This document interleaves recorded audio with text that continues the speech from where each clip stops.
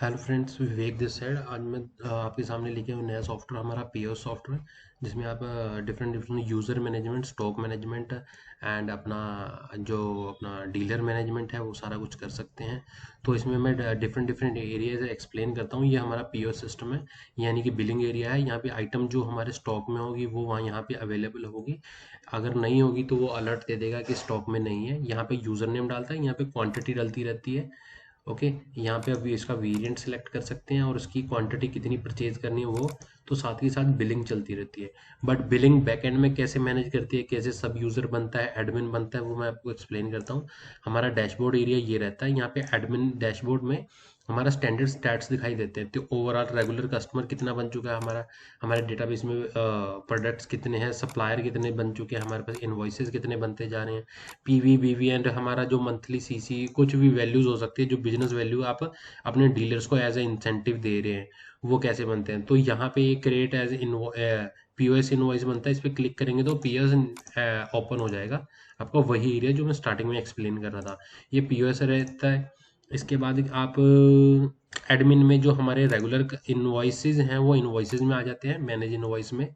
ठीक है, आप इन्हें देख सकते हैं। यहाँ पे पीओएस साइड के इनवॉइस आते हैं। और यहाँ पे ऐड प्रोडक्ट्स इंपोर्ट, अगर सीएसवी से रेगुलर आपने इंपोर्ट करनी है तो वो फीचर भी हम दे सकते हैं।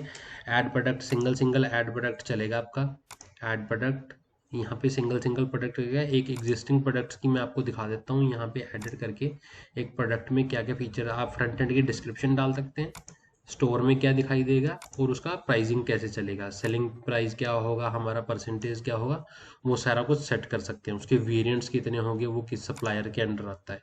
ठीक है, अब कस्टमर में, मैनेज कस्टमर में हम दिखाते हैं आपको सारे कस्टमर। यहाँ पे सारे कस्टमर हैं, कुछ एक्टिव कस्टमर होते हैं, कुछ नॉट एक्टिव कस्टमर होते हैं। तो एक्टिव कस्टमर का यहाँ पे लॉगिन होता है।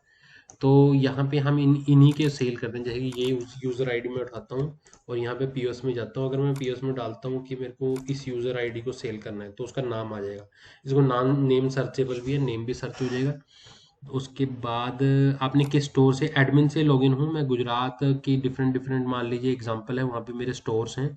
तो वहाँ से किस स्टोर से सेल करना चाहता है एडमिन रेगुलरली, किस वेयर हाउस से सेल आउट करना चाहता है। लेट से मैं अगर मेन से चाहता हूँ तो यहीं से कर दूंगा, दूसरे से चाहूँगा तो यहाँ से उस अकॉर्डिंगली स्टॉक फिल्टर हो जाएगा।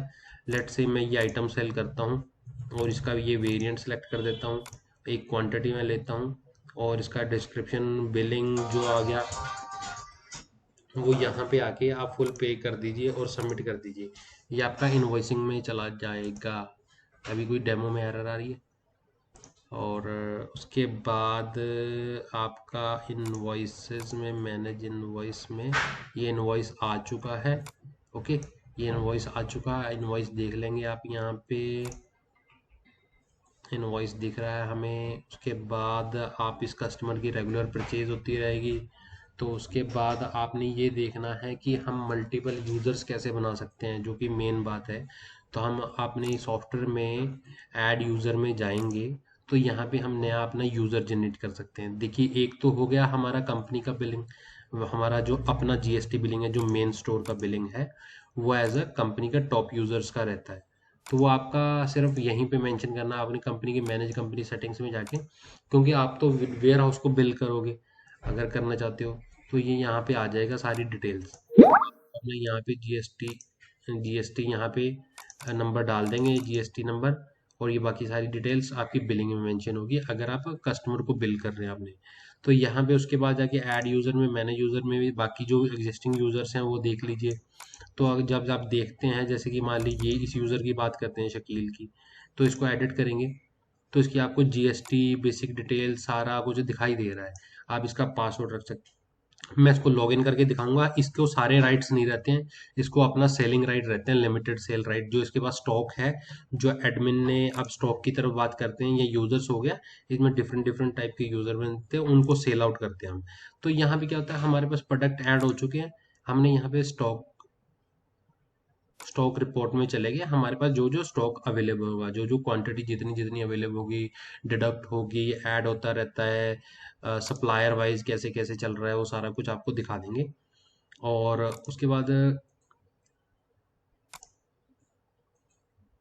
उसके बाद आप आइटम के टैक्सेस की सेटिंग्स यहाँ पे कर सकते हैं। ठीक है, तीन थ्री टाइप के इंडियन टैक्सेस हैं। Taxes setting add product product wise tax set कर सकते हैं। अगर कई कैटेगरीज की डिफरेंट वेरिएबल सर्विस बेस के टैक्स आ रहे हैं तो टैक्स यहाँ पे प्रोडक्ट सेलेक्ट करके आप उसको टैक्स जो जिस टाइप के एप्लीकेबल हैं वो करवा सकते हैं। और उसके बाद मैं यूज़र लॉगिन करके दिखाता हूँ। ये एक यूज़र साइड है हमारी, मैंने लॉगिन किया उसको। उसको डैशबोर्ड पे देखिए एडमिन जितने राइट्स नहीं है, उसको सिर्फ पीओएस देखने का और इनवॉइस देखने का राइट है। मैं चला गया, मैंने पीओएस ओपन किया, पीओएस में मैं जैसे बिल करना चाहता हूँ, आइटम सेलेक्ट करूंगा, बिल कर दूंगा। ये बिल एडमिन की तरफ रिकॉर्ड रहेगा कि इस यूज़र ने कितना किया। अब रही बात कि हम इन्हें किस बेसिस पे मार्जिन देते हैं, तो मार्जिन के लिए आप देखिए यहाँ पे सॉफ्टवेयर में मैनेज यूजर में आपका एडिट पे, तो यहाँ पे ना इसका जो स्टेटस एक्टिव है, टाइप इसका डिस्ट्रिक्ट लेवल है, और इसका ये स्टेट स्टोर वाइज इसका नाम दे दिया हमने। तो इसकी आप डिफरेंट डिफरेंट कैटेगरी में परसेंटेज सेट कर सकते हैं। मैं देखता हूँ हमने कहाँ पे सेटिंग बनाई है इसकी। इसकी सेटिंग हमने बनाई है,